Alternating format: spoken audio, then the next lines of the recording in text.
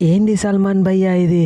ఎంత నేను లేకపోతే మాత్రం మరీ గింత దారుణంగా ఓడిపోతారా? ఫస్ట్ ఇన్నింగ్స్లో 170 ఆల్అౌట్ అయ్యాలనుకుంటే తర్వాత మరీ దారుణంగా 135కే ఆల్అౌట్ అయిపోయిల్లు. నువ్వు లేవు కాబట్టికే ఆయంత 170 130 కొట్టినావు. నువ్వు ఉండేది ఉంటే ఆయంత 100 రన్లకే ఆల్అౌట్ అవుతుండే.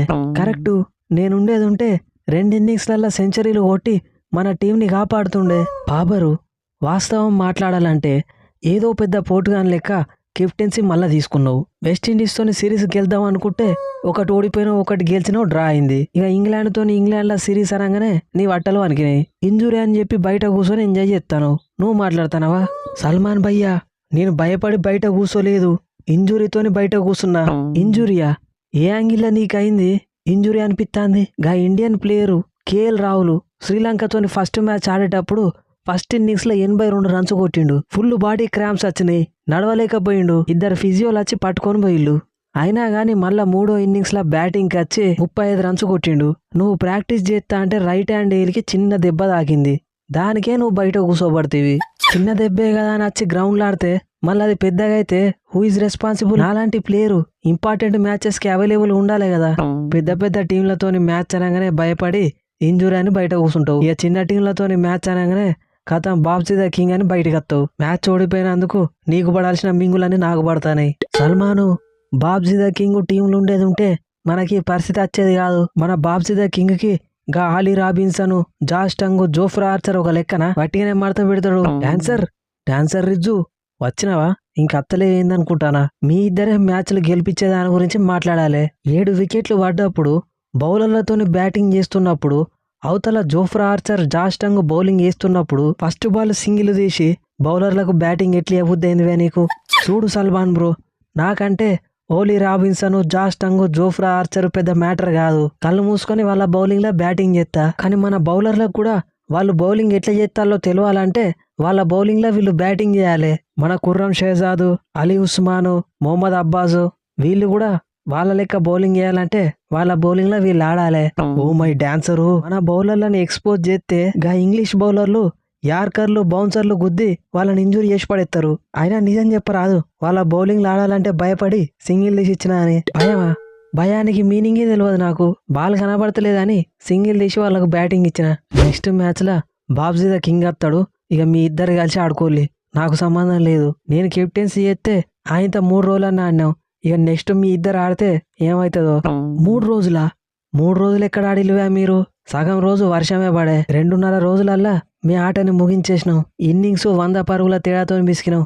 నెక్స్ట్ 2 మ్యాచ్లలో కూడా ఇట్లనే కాపరేట్ చేయాలి. కాపరేట్ చేయకపోతే గెలుతారనుకుంటున్నావా? వాళ్ళు ఏ యాంగిల్లో చూసినా బై మిస్టేక్లో కూడా గెలిచినట్లేరు వాళ్ళు. ఏం మాట్లాడుతున్నావు బ్రూకు? మీ 3 ప్లేయర్లని సెంచరీలు కొట్టకుండా ఆపినాం. అట్లుంటది మనతోని. చూసినావా రూట్ బ్రో? మన టీంలో 4 హాఫ్ సెంచరీలు దాటినందుకు వాళ్ళకు ప్రాబ్లం లేదు, కానీ సెంచరీ కొట్టనినందుకు సంతోషపడతారు. మొన్న వెస్టిండీస్తోని 2 మ్యాచ్ల టెస్ట్ సిరీస్లో ఒకటి ఓడిపోయి ఒకటి గెలిచినందుకే వరల్డ్ టెస్ట్ ఛాంపియన్షిప్ గెలిచినట్టు ఫీల్ అయ్యిల్లు. చిన్న చిన్న వాటికే సంతోషపడతారు. ఓ 2-3 సెంచరీలు చంపి టెండూల్కర్ రికార్డుకు దగ్గరకు వద్దాం అనుకుంటే వీళ్ళు ఆడే ఆటకి రెండోసారి బ్యాటింగ్ కూడా వస్తలేదు. ఒక టెస్ట్ మ్యాచ్ కి ఒక ఇన్నింగ్స్ లో బ్యాటింగ్ చేయాల్సి వస్తుంది. అయితే ఈసారి టాస్ గెలిస్తే బ్యాటింగ్ ఫస్ట్ తీసుకో రూట్ భయ్యా. అంటే మనం బ్యాటింగ్ ఫస్ట్ తీసుకుంటే మనకు రెండోసారి బ్యాటింగ్ చేసే అవకాశం వస్తుంది అనుకుంటున్నావా? మనం బ్యాటింగ్ ఫస్ట్ చేసి ఒక 500 కొడితే వాళ్ళు అలానే 2 సార్లు ఆల్అౌట్ కాగా ఇంకో 100 రన్లు మిగులుతాయి. మమ్మల్ని చాలా తక్కువ అంచనా వేస్తున్నావు రూటు. నెక్స్ట్ మ్యాచ్ లో నేను వచ్చినాక నీకు చూపిస్తా. ఏంటిది నువ్వు చూపించేది? అంత కొడితే మిమ్మల్ని 2 సార్లు ఆల్అౌట్ చేయడానికి నేను ఉపయోగించింది 2 బౌలర్లనే. నెక్స్ట్ మ్యాచ్ అయితే స్టార్ట్ గాని ఇంతకంటే దారుణంగా విసుకుతాం. ఏంది తమ్ముళ్ళు, మొన్న ఏదో ఒక్క మ్యాచ్ అడ్డిగుడ్డిలో గెలవంగానే సెకండ్ మ్యాచ్ కూడా గెలిచి సిరీస్ క్లీన్ స్వీప్ చేద్దాం అనుకున్నారులే. స్టార్కు, మిచెల్ స్టార్కు వాటిగానే మట్టి బుక్కిత్తా. ఏంది స్టార్కు భయ్యా బౌలింగు? మమ్మల్ని ఇంటర్నేషనల్ ప్లేయర్లు అనుకున్నావా లేకుంటే గల్లీ ప్లేయర్లు అనుకున్నావా? 10 ఓవర్లు ఎత్తే అలా 6 మేడిన ఓవర్లు 6 వికెట్లు జస్ట్ 12 రన్స్. ఇంత దారుణమైన బౌలింగ్ ఏంది స్టార్కు భయ్యా?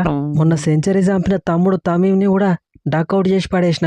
షడ్మాన్ ఇస్లాము, నజ్ముల్ హుస్సేన్ షాంటో, లితాన్ దాసు మొత్తం 4 ప్లేయర్లని డక్అవుట్ చేసిన. టీం మొత్తం 64 రన్స్కే ఆల్అౌట్ అయ్యేటట్టు చేసిన. అట్లుంటది మనతోని. లేకుంటే ఏంది స్టార్కు? మన దగ్గరకు వచ్చి మనల్నే ఓడిస్తారా?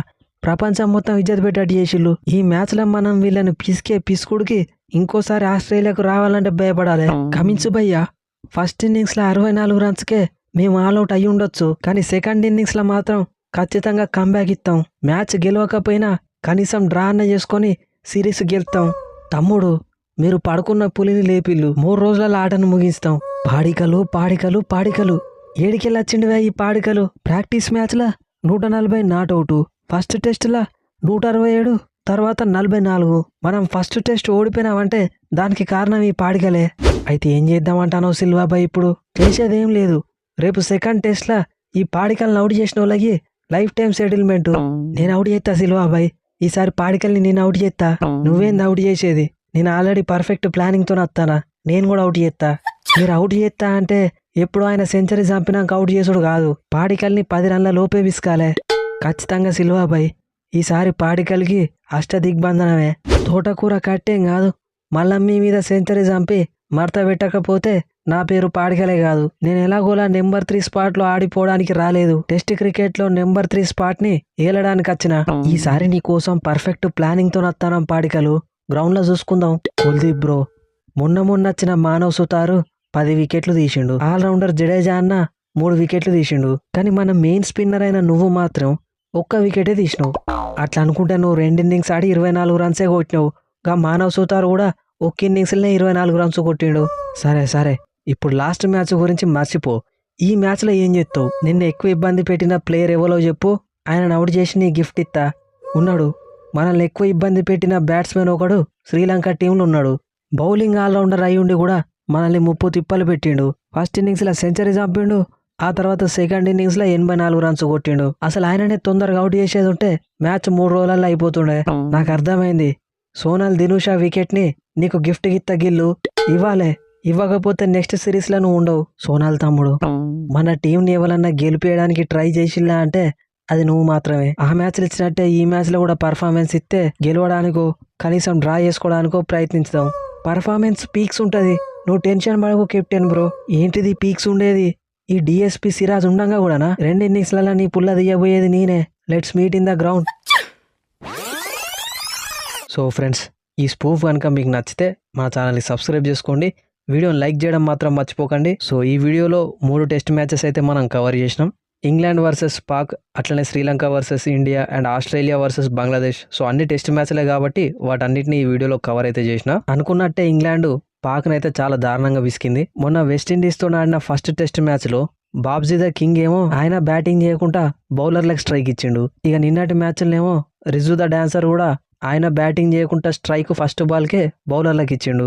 కనీసం టైలెండర్స్ కూడా వీళ్ళకి బ్యాటింగ్ చేయడం వస్తలేదు. అక్కడ కామెంటేటర్స్ కూడా క్లియర్గా చెప్తున్నారు, మీ బౌలర్స్కి కనుక ఇంగ్లాండ్ మెయిన్ బౌలర్లు వేస్తున్నప్పుడు బ్యాటింగ్ ఇస్తే వాళ్ళు ఖచ్చితంగా యార్కర్ లేసి ఇంజూరీ చేస్తారని. సో బేసిక్ క్రికెటింగ్ సెన్స్ కూడా ఉండదు వీళ్ళకి. ఇక మొన్న ఆస్ట్రేలియా కూడా బంగ్లాదేశ్ చేతిలో దారుణంగా ఓడిపోయాక మళ్ళీ సెకండ్ టెస్ట్ లో కంబ్యాక్ అయితే ఇచ్చిళ్ళు. ముఖ్యంగా మిచెల్ స్టార్క్ ఎక్సలెంట్ బౌలింగ్ చేసిండు. ఫస్ట్ ఇన్నింగ్స్ లో వాళ్ళని 64 రన్స్ కి ఆల్అౌట్ చేసి పడేసిళ్ళు. ఖచ్చితంగా ఈ మ్యాచ్ ఆస్ట్రేలియానే గెలుస్తుంది. ఇక రేపు morning India versus Sri Lanka second test అయితే స్టార్ట్ కాబోతుంది. సో అందరు ఎక్సైటెడ్ ఉంటారు మళ్ళీ పాడికల్ బ్యాటింగ్ చూడడానికి. ఇక మనలాగానే స్పూఫ్ చేస్తూ మనీ ఏం చేసుకుందాం అనుకునే వాళ్ళు కింద డిస్క్రిప్షన్ లో ఇచ్చిన ఇన్స్టాగ్రామ్ ఐడికి మెసేజ్ చేయండి. నెక్స్ట్ వీడియోలో మళ్ళీ కలుద్దాం. Thanks for your love and support.